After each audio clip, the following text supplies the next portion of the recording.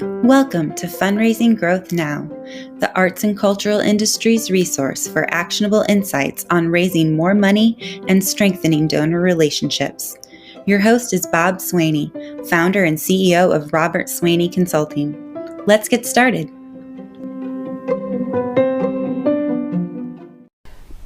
Patron Stewardship. It's a great catchphrase, but what does it mean, especially in today's world? Is it simply being nice to patrons and keeping them informed? Or is there something more to it than that? For today's podcast, let's focus on patron stewardship, not just donor stewardship.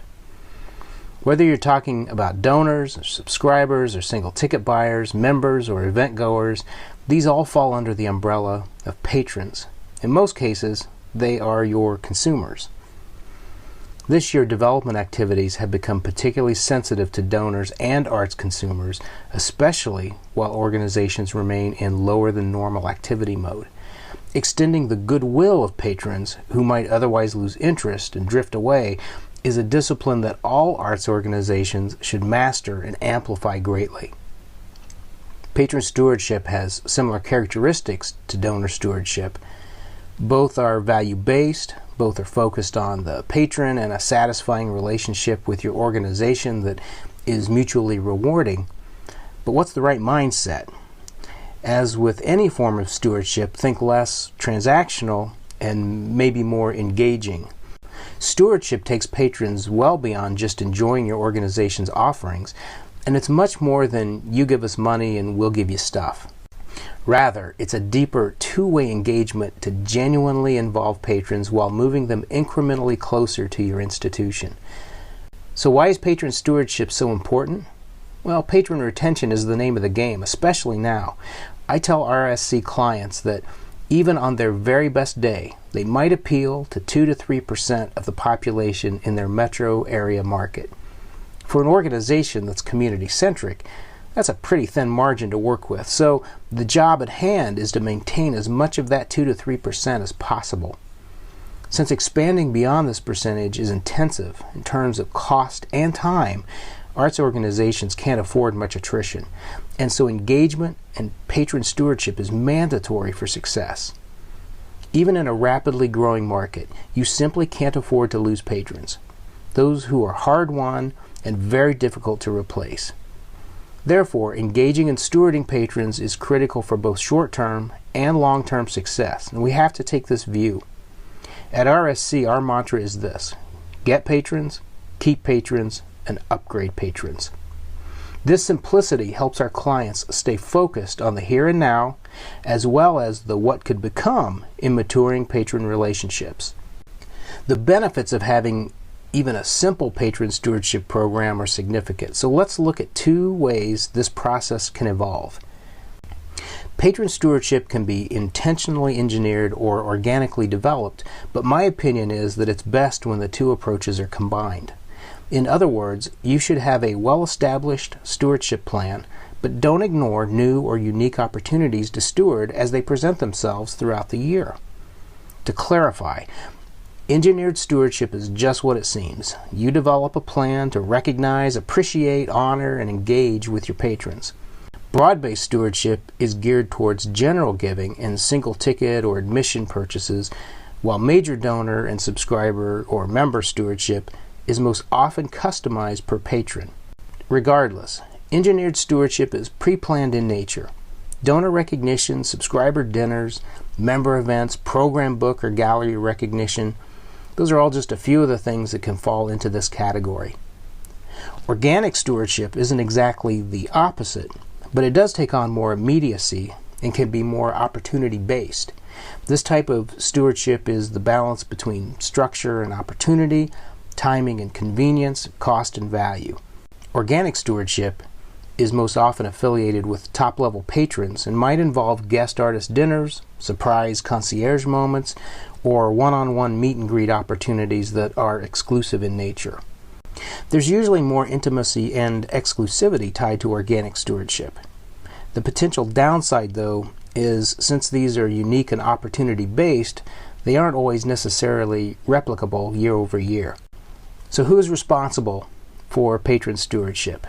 In a word, you. You're responsible for patron stewardship. Board, staff, other volunteers, and artists are all responsible for the overall patron stewardship program. However, who is in charge depends on the size and resources of your organization. As a rule, the ownership generally falls to a staff or board member who is responsible for the planning and coordination, the execution and measuring of the stewardship program, and its impact on patron retention. Sometimes the work is performed by committee. Sometimes it's by a single person who's responsible for the program. Sometimes it's a shared responsibility. In whatever way you decide to approach patron stewardship, I suggest you have one, maybe two go-to people who have ownership to advance this very important part of the patron relationship. Now, what are some specific examples of patron stewardship? Again, patron stewardship depends on the size and resources of the organization, but to give you an idea of what nearly any organization can do to create and foster this environment, here are a few examples. You can have program book, gallery guide, or other patron recognition. You can have a concierge service around your events and maybe some of your other offerings. You can have monthly or quarterly one-on-one calls to engage with patrons, to share insider news, ask questions, just generally build a good solid relationship. Thank you calls for meaningful patron activity. You can have invitations for exclusive opportunities with your organization, either in person or, for right now, of course, online.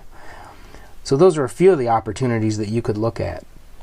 But let's get organized. Here are 5 simple rules that your organization can apply today to get your patron stewardship program in order. The first rule is do what you can do and do it well. If you're starting from scratch, then a basic stewardship program is the place to begin.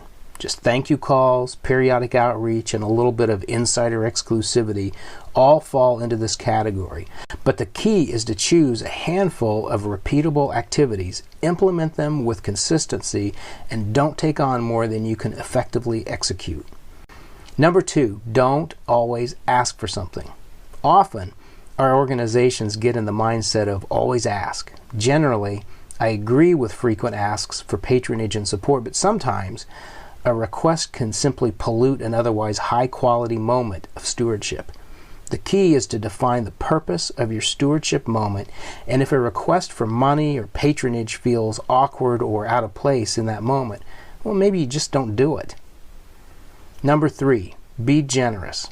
If you believe, like I do, that most patrons like your organization for what it does, yet loves your organization for who it is, then realize that most patrons want some level of relationship with your organization beyond the transactional. Trinkets and deals really aren't the long-term motivation behind patronage. These folks want to enjoy your organization's offerings, but more than that, they want to be part of your success story. Therefore, you should be prepared to give of yourself and your organization. Be open and engaging and inclusive with your patrons.